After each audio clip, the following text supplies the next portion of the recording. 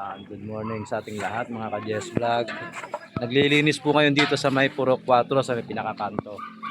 Imbis na naglilinis, yung isa naman nangunguha ng tanim, nangunguha ng saluyot. Tapos yung isa, nagtanim naman dito sa kanto.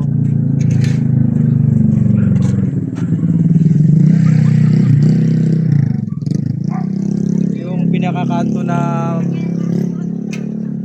medyo marumi dati na nilinis ko. Tinaniman nila ate. Oh. Maganda. Yeah, tinaniman agad. Yeah. Ano naman ulit yan? Gumanda na yung rito. Gumanda na yung tanim na saluyot. May nangunguha na nga eh. Oh. Alam namin. Alam mo saluyot.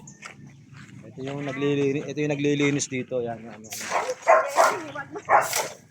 Gawang-gawa to kay Kapitan.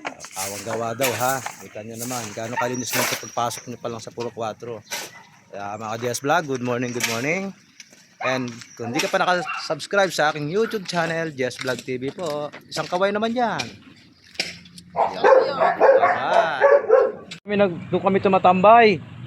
Doon kasi may bahay po kami talaga doon. Oh, ganun ba? Ayan si ate, kukuha Kami na. naghahanap ng pizza. Ayan, sige. Kuha ka na dyan. Ayan o, kukuha siya. Anong pangalan ni ate? Si Ate Lynn. O, Ate Lynn de la Cruz, kapilido ko pala to. So ngayon, bibigyan natin siya ng mustasa kasi gusto raw niya to. Kaya galing pa sila ng Carmel Housing. Baba ka dito ate. Ay, hindi ako pwede mag-group. Baka yung may mamatay. Ay, so. Yung Okay. mister ko na lang po. Okay, siya pala. Di ako na. Sige Turo po. mo na lang sa akin kung ano Kahit ba saan ito. po dyan, kuya. Ay, hindi ka nagdala ng plastic. Ayan o. na lang po. Ayan. Kasi nagpunta kami sa Hornalan. Wala kami mabili. Ganon. Puro mustasa, puro pichay. Okay.